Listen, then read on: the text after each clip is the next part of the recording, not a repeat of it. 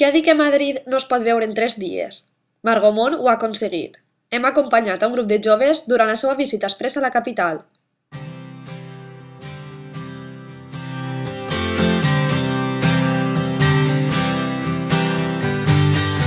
Más bonita que ninguna.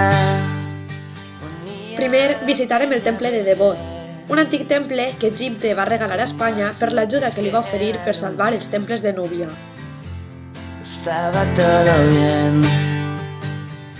Aquest està situat en un parc que té un mirador des d'on podem obtindre unes magnífiques panoràmiques del Palau Real i de la Catedral de l'Almudena. De Málaga hasta La Coruña. També passejarem pels voltants del Senat. La estrella de los tejados. I després visitarem la Catedral de l'Almudena, on es van casar els prínceps d'Astúries. Los gatos andábamos colgados, Lady Madrid. Just enfront d'aquesta vegerem també el Palau Real, que és la residència oficial del rei, encara que no habita allí i sols l'utilitza per a les cerimònies d'estat.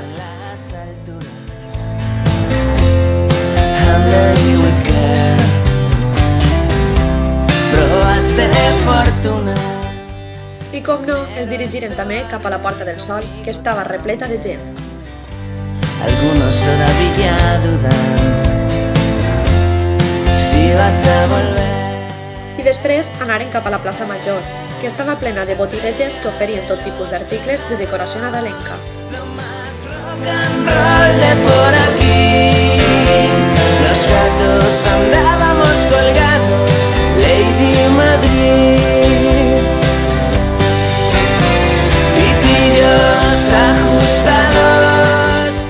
La vesprada la dedicarem a la visita d'alguns dels museus més coneguts de Madrid, com són el Prado, el Reina Sofia o el CaixaForum.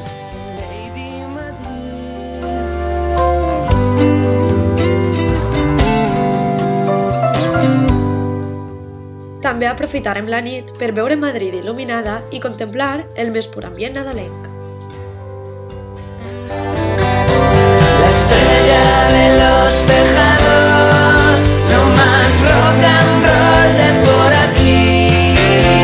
Los gatos andábamos colgados, Lady Madrid. Durant la nostra estància es celebraven les portes obertes del Congrés dels Diputats i no deixarem perdre l'oportunitat de visitar-lo. Malgrat tot, vam tindre que fer 3 hores de cua, però ens organitzarem bé i ens tornarem per visitar mentrestant el Parc del Retiro. Lady Madrid, Lady Madrid, Lady Madrid.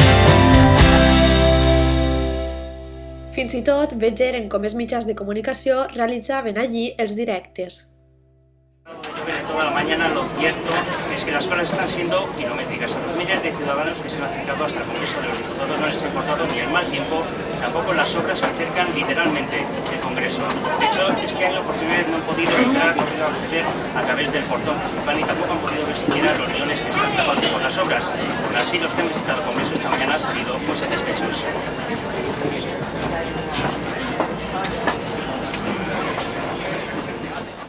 I la veritat és que l'espera va mereixer la pena, doncs es feren tot un tour per l'edifici i pogueren veure fins i tot els tirs que Tejero va fer durant el colp d'estat de 1981. No ens perguerem una i aprofitarem també el diumenge per visitar el Rastro, on pots trobar qualsevol antiguitat.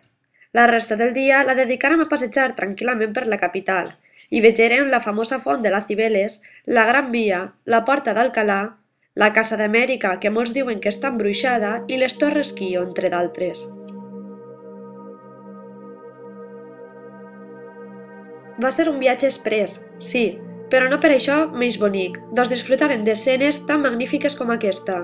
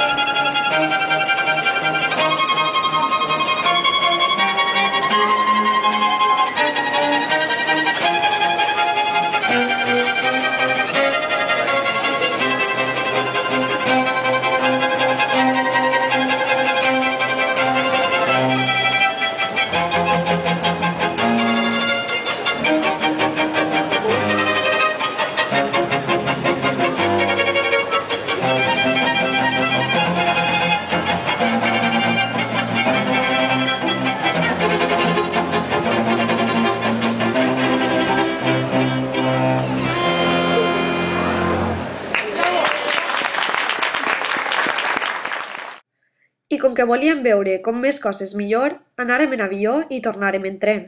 Així també visitaren l'aeroport de Barajas i l'estació d'Atocha.